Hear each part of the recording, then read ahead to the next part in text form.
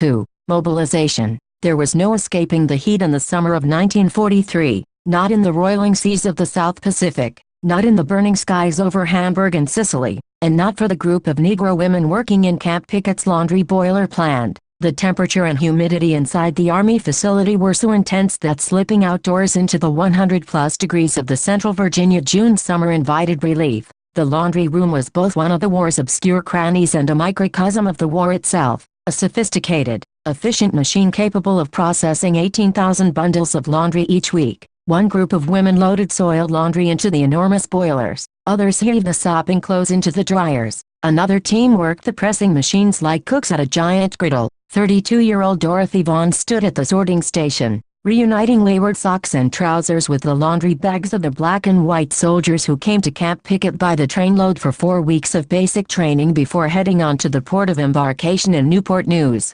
Small talk of husbands, children, lives back home, or the ever-present war rose above the thunder and hum of the giant laundry boilers and dryers. We gave him a real nice send-off. Whole neighborhood turned out. Just as well you can't get stockings nowhere, hot as it is. That Mr. Randolph sure is something, and friends with Mrs. Roosevelt too. They brooded over the husbands and brothers and fathers heading into the conflict that was so far away from the daily urgencies of their lives in Virginia, yet so close to their prayers and their dreams. The majority of the women who found their way to the military laundry room had left behind jobs as domestic servants or as stemmers in the tobacco factories. The laundry was a humid inferno, the work as monotonous as it was uncomfortable. Laundry workers existed at the bottom of the war's Great Pyramid, invisible and invaluable at the same time. One aircraft industry executive estimated that each laundry worker supported 3 workers at his plants, with someone else to tend to their dirty clothing. Men and women on the production lines had lower rates of absenteeism.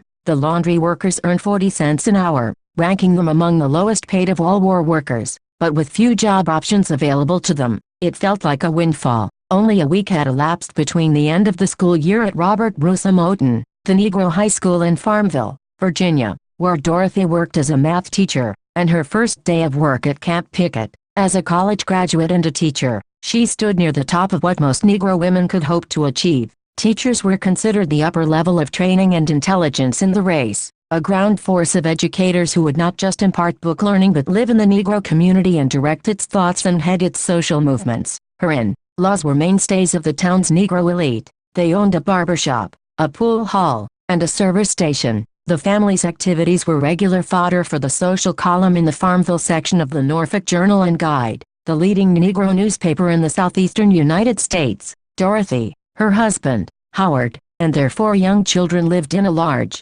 rambling Victorian house on South Main Street with Howard's parents and grandparents. In the summer of 1943, Dorothy jumped at the chance to head to Camp Pickett and earn extra money during the school break. Though teaching offered prestige, the compensation was modest. Nationally, Virginia's white teachers ranked in the bottom quarter in public school salaries, and their black counterparts might earn almost 50% less. Many black teachers in the South gave lessons in 1 or 2 room schools that barely qualified as buildings. Teachers were called upon to do whatever was necessary to keep the schoolhouses clean, safe, and comfortable for pupils. They shoveled coal in winters, fixed broken windows, scrubbed dirty floors, and prepared lunch. They reached into their own threadbare purses when the schoolroom kitty fell short. Another woman in Dorothy's situation might have seen taking the laundry job as unthinkable. Regardless of the economics, wasn't the purpose of a college degree to get away from the need to work dirty and difficult jobs? And the location of the camp, 30 miles southeast of Farmville, meant that she lived in worker housing during the week and got back home only on weekends. But the 40 cents an hour Dorothy earned as a laundry sorter bested what she earned as a teacher, and with 4 children, a summer of extra income would be put to good and immediate use. And Dorothy was of an unusually independent mind, impatient with the pretensions that sometimes accompanied the upwardly mobile members of the race. She did nothing to draw attention to herself at Camp Pickett, nor did she make any distinctions between herself and the other women. There was something in her bearing that transcended her soft voice and diminutive stature. Her eyes dominated her lovely, caramel-hued face, almond-shaped, wide-set, intense eyes that seemed to see everything. Education topped her list of ideals. It was the surest hedge against a world that would require more of her children than white children, and attempt to give them less in return. The Negro's ladder to the American dream was missing rungs. with even the most outwardly successful blacks worried that at any moment the forces of discrimination could lay waste to their economic security.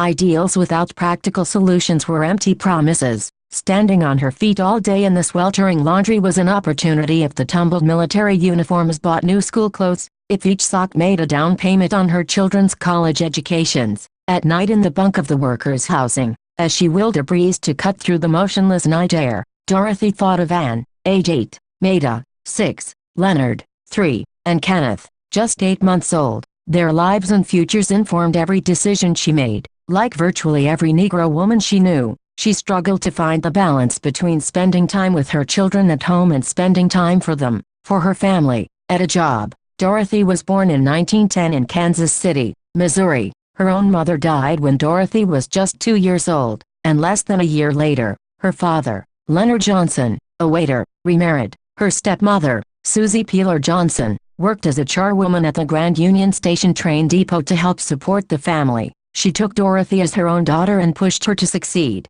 teaching the precocious girl to read before she entered school, which vaulted her ahead 2 grades. She also encouraged her daughter's natural musical talent by enrolling her in piano lessons. When Dorothy was 8, the family relocated to Morgantown, West Virginia, where her father accepted a job working for a successful Negro restaurateur. There she attended the Beechhurst School, a consolidated Negro school located around the corner from West Virginia University, the state's flagship white college. 7 years later, Dorothy reaped the reward for her hard work in the form of the valedictorian spot and a full tuition scholarship to Wilberforce University, the country's oldest private Negro college, in Xenia, Ohio. The African Methodist Episcopal Sunday School Convention of West Virginia, which underwrote the scholarship, celebrated 15-year-old Dorothy in an 8-page pamphlet that it published and distributed to church members, lauding her intelligence, her work ethic, her naturally kind disposition, and her humility. This is the dawn of a life,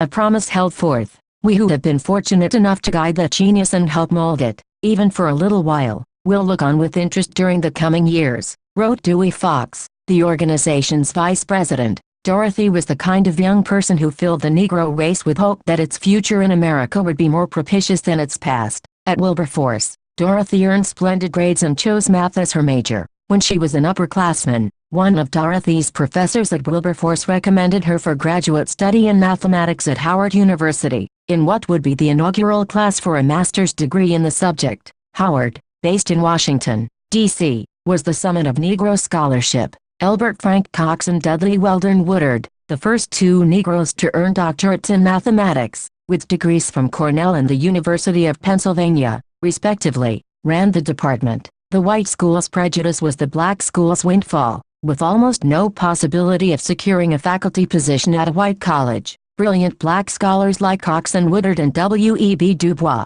the sociologist and historian who was the first Negro to receive a doctorate from Harvard, taught almost exclusively at Negro schools, bringing students like Dorothy into close contact with some of the finest minds in the world. Howard University represented a singular opportunity for Dorothy, in line with the Ames Scholarship Committee's lofty expectations, possessed of an inner confidence that attributed no shortcoming either to her race or to her gender. Dorothy welcomed the chance to prove herself in a competitive academic arena, but the economic reality that confronted Dorothy when she came out of college made graduate study seem like an irresponsible extravagance. With the onset of the Great Depression, Dorothy's parents, like a third of all Americans, found steady work hard to come by. An extra income would help keep the household above water and improve the odds that Dorothy's sister might be able to follow her path to college. Dorothy, though only 19 years old, felt it was her responsibility to ensure that the family could make its way through the hard times, even though it meant closing the door on her own ambitions.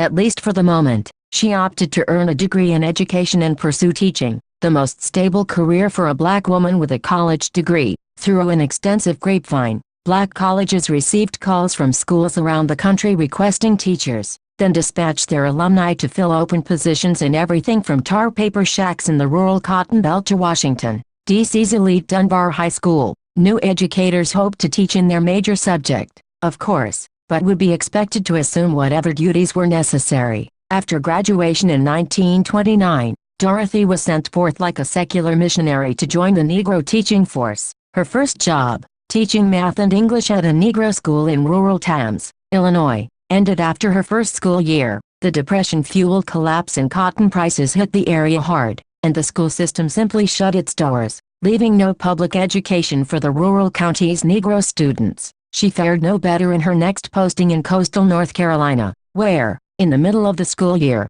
the school ran out of money and simply stopped paying her. Dorothy supported herself and contributed to the family by working as a waitress at a hotel in Richmond, Virginia, until 1931, when she got word of a job at the school in Farmville. It was no surprise that the newcomer with the beautiful eyes caught the attention of one of Farmville's most eligible bachelors. Tall, charismatic, and quick with a smile, Howard Vaughn worked as an itinerant bellman at luxury hotels, going south to Florida in the winter and north to upstate New York and Vermont in the summer. Some years he found work closer to home at the Greenbrier, the luxury resort in White Sulphur Springs, West Virginia, which was a destination for wealthy and fabulous people from around the world. Though her husband's work kept him on the road, Dorothy exchanged her traveling shoes for Farmville life and the routines of family, the stability of regular work, and community. Still, coming of age and entering the workforce in the depths of the Depression permanently affected Dorothy's worldview. She dressed plainly and modestly,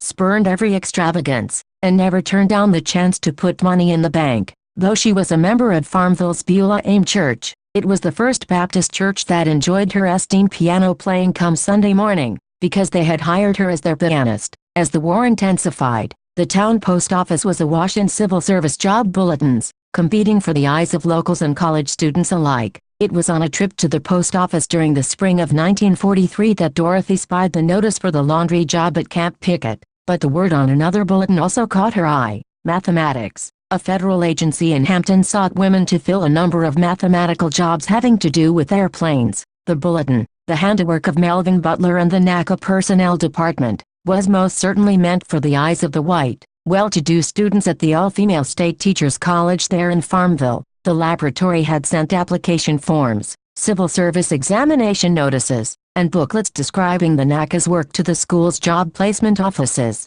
asking faculty and staff to spread the word about the open positions among potential candidates. This organization is considering a plan to visit certain women's colleges in this area and interview senior students majoring in mathematics, the laboratory wrote. It is expected that outstanding students will be offered positions in this laboratory. Interviews that year yielded 4 new Farmville girls for the laboratory's computing sections. Dorothy's house on South Main sat down the street from the college campus. Every morning as she walked the 2 blocks to her job at Moton High School, a U-shaped building perched on a triangular block at the south end of town, she saw the State Teachers College co-eds with their books, disappearing into classrooms in their leafy sanctuary of a campus. Dorothy walked to school on the other side of the street, towing the invisible line that separated them. It would no sooner have occurred to her that a place with so baroque a name as the Langley Memorial Aeronautical Laboratory would solicit an application from Negro women than that the white women at the college across the street would beckon her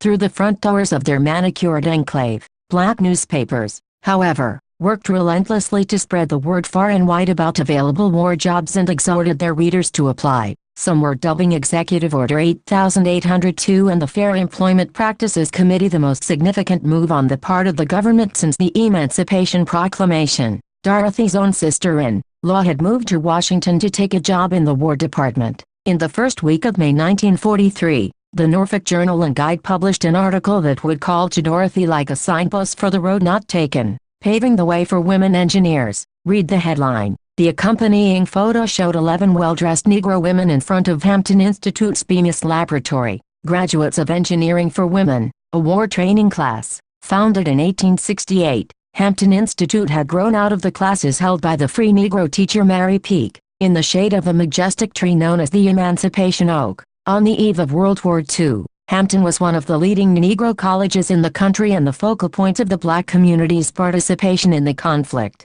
The women had come from points up and down the East Coast, and from right there in town. Pearl Bassett, one of several Hampton natives, was the daughter of a well-known black lawyer, her family tracing its roots back to the early days of the city. Ophelia Taylor, originally from Georgia, graduated from Hampton Institute, and prior to starting the class was running a nursery school. Mary Cherry came from North Carolina, Minnie McGraw from South Carolina, Muddy Long from faraway Connecticut. Miriam Mann, a tiny firebrand who had taught school in Georgia, had come to the city with her family when her husband, William, Accepted a position as an instructor teaching machine shop at the U.S. Naval Training School at Hampton Institute. There were black jobs, and there were good black jobs. Sorting in the laundry, making beds in white folks' houses, stemming in the tobacco plant. Those were black jobs. Owning a barber shop or a funeral home, working in the post office, or riding the rails as a Pullman porter. Those were good black jobs. Teacher, preacher, doctor, lawyer. Now those were very good black jobs, bringing stability and the esteem that accompanied formal training. But the job at the aeronautical laboratory was something new, something so unusual it hadn't yet entered the collective dreams. Not even the long-stalled plan to equalize Negro teachers' salaries with those of their white counterparts could beat this opportunity. Even if the war ended in 6 months or a year, a much higher salary even for that brief time would bring Dorothy that much closer to assuring her children's future. So that spring, Dorothy Vaughan carefully filled out and mailed 2 job applications, one to work at Camp Pickett, where the need for labor was so great, so undifferentiated, that there was virtually no possibility that they would not hire her. The other, much longer application reviewed her qualifications in detail, work history, personal references, schools attended, high school and college, courses taken, grades received, languages spoken, French, which she had studied at Wilberforce, foreign travels,